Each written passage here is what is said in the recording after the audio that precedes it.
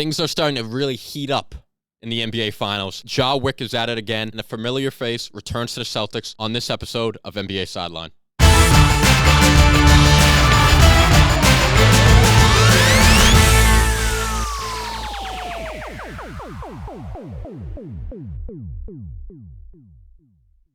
What's going on, everyone? Welcome back to NBA Sideline. We're here every Wednesday at noon to break down and discuss the current state of the NBA. I'm your host, Matt Sampson. Before we get going, remember, like the video, subscribe to the channel, leave a comment below. Joining me today is no one.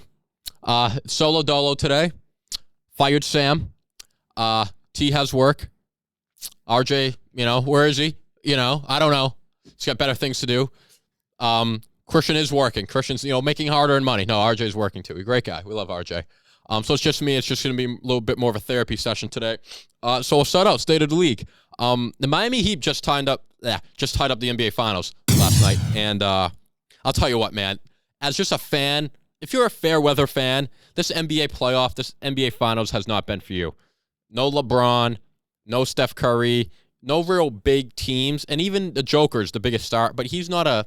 Johnny and Sally aren't going, oh, Daddy, can we get Nikola Jokic jerseys? He's a great player, and people know the name, but he's not an outlandish superstar. But this NBA Finals has been great. The Heat just tied it up, and they're on a historic run. In the 8th seed, they might win the NBA Finals. Listen, I'm still picking Denver. I'm still sticking with the Nuggets. I think they're the better team. They are the better team. But sometimes the better team doesn't always win because the Heat play tough every night. And Denver thought they put Miami away in the third quarter. Miami didn't quit. They kept coming at Denver, kept coming back, pushing hard. And the role players were making their threes. Duncan Robinson shot really well. Gabe Vincent, Max Strus. And that was on the road. You don't always see that. They're going back to Miami. I think we have a little bit of series here. I think after game one, everyone thought Denver was going to win in 4 or 5. I still like Denver. I think they're still the better team. But I think we have a series. This may go. I had Denver in 6. I think I'm going to stick with that prediction. And I'll say this: Miami, even if they go down here, they're not going to give up. They lost 3 in a row to the Celtics. Still showed up to Game 7 and blew doors.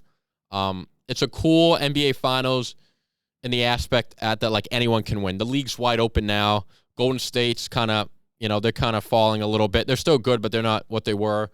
LeBron's nearing the end. The league is wide open. And it's kind of cool to see that parity. I'm most interested in see how Denver responds after Mike Malone kind of, gave his guys a tough time. He kind of called them out after the game, which you don't see a lot of coaches doing nowadays. I'll be tuned in for Game 3. Next topic, we got the Pistons make Monty Williams the highest paid coach in the league. I think this is a really good move for them. Now, granted, I think coaches matter the least in the NBA out of the 4 major sports. I just think it's a players' league. It's a make-or-miss league at the end of the day. But Monty Williams is a really well-respected coach throughout the league, and they wanted him to do in Detroit what he did in Phoenix. He came into Phoenix. I think they had under 20 wins that year. He came there. They were like a 35-win team, and then in his second year as head coach, they made the NBA Finals. They're a playoff team every year after that under him. So, and they had a bunch of young guys who were really good individually, but did nothing as a team. Detroit's the same case. They have Cade Cunningham, Jaden Ivey. They have a bunch of young guys. So, and they were awful last year. And I think the expectation is Monty Williams comes in. They're a little better this year. I don't know if I'd expect them to make the playoffs, but I think they'll be a little better, maybe hovering around 30 wins. And then, maybe 2 or 3 years they're, contending team. And I think Monty Williams is the best guy for the job. A lot of good coaches out there this year, and they paid out the nose for Monty. And Detroit needs it because they've sucked for a long time. They haven't been good since the Billups days. So I think a good move for Detroit. A step in the right direction. 76ers, they get a new coach too, and his name's Nick Nurse. Now, Nick Nurse comes in with that championship pedigree. He won a championship in Toronto with Kawhi Leonard as a head coach.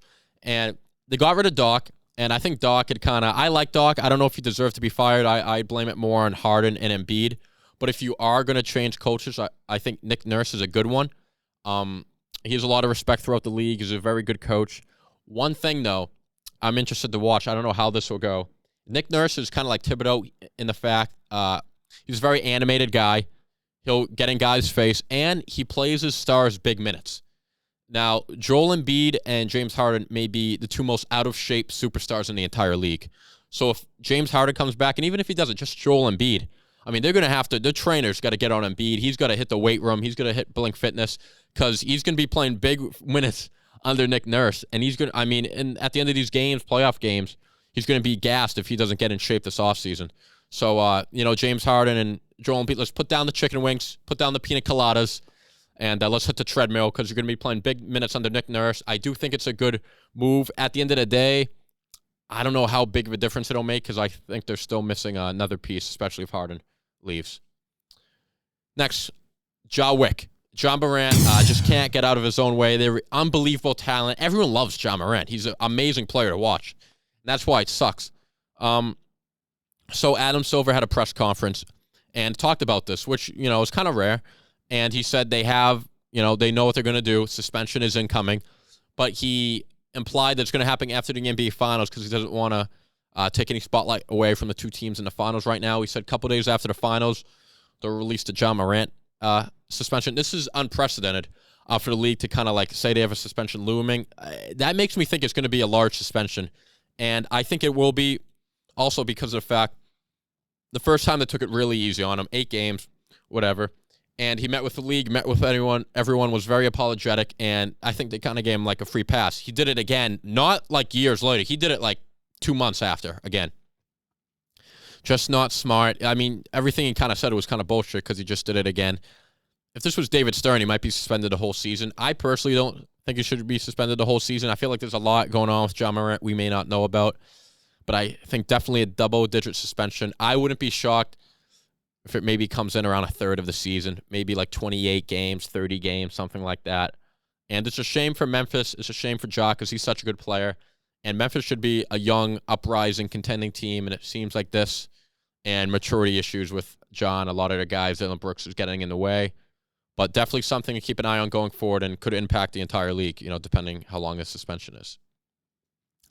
And that's it for State of the League. We'll go on to Bleed Green, the Boston Celtics. And a big question mark after the season was a lot of people wondering, will Joe Mazulla be coming back? He was a first-year head coach. They brought him in after they fired Udoka for, what Udoka likes to do. Brought him a couple days before training camp. And so they kind of put him in a tough situation. Granted, he was terrible. He sucked the entire postseason. He was dog shit. Listen, he didn't use his timeouts well. It's clear the players don't respect him. Marcus Smart sitting in his seat on the bench. Everything he says in a press conference, players are saying opposite things. The players pretty much ran the team, told him to put in Time Lord, told him to play Grant Williams. He also doesn't emphasize defense at all, which it seems like the players want to do. It's what Udoka did last season. He wants to just huck up threes. But they bring him back. I think it's a bad move. I would not have brought him back. And listen, it's not his fault because he's a young guy, first-year coach, and they put him in a really hard spot. I just don't think he knows what he's doing. And I think he's inexperienced, and the players don't respect him. I think what this team needs is a kick in the ass. A Doc Rivers. You need a guy, a coach, Tom Thibodeau, a guy who's won a championship pedigree, and he's not going to take any shit. He's going to walk in the locker room, demand immediate respect, and I can't see Marcus Smart going sit in Thibodeau's chair, Doc. I just don't see it. You need a guy like that, I think, to wake this team up, and they may not like it, but it may be what they need. I will say the Celtics also announced they're going to bring on Sam Cassell as an assistant. I think it's a really good move. He's a guy throughout the NBA. He's a former player, a 14-year vet. He's got a lot of respect. Guys respect him. He's been in the league a long time coaching now. And listen, if things go sour for Mazulla, if Celtics start off 1-5, have a bad start, people are going to be calling for his head, and they have his backup lined up ready to go. So I don't know how Mazulla is going to feel about Cassell because I feel like Stevens and Wick were definitely the guys to bring him in, not Mazulla. I like the Cassell move. I don't like him bringing back Mazulla. Granted, you just went to Game 7 of the conference finals with him. It may not matter at the end of the day. If you have the best team and Tatum's rolling, Brown's rolling, it probably won't matter. You could have Sam coaching the team. It probably wouldn't matter. But, I do think they should have went in a different direction. But, we'll see what happens. It may not matter after all. And that's all we got. No questions here today. Just a solo dolo quick, run you through the league. That's all we got. Thank you for sticking around. Another episode of NBA Sideline. Next Wednesday, we'll be back at noon for our last show. I know, very sad. Sam's been crying all week. He can't believe it. So, text Sam. No, but that'll be it. Next show, last show for the NBA season. Finals are wrapping up. But remember, before you, close out, like the video, subscribe to the channel, leave a comment. It's all viewer supported. And I will see you next week for the finale. All right.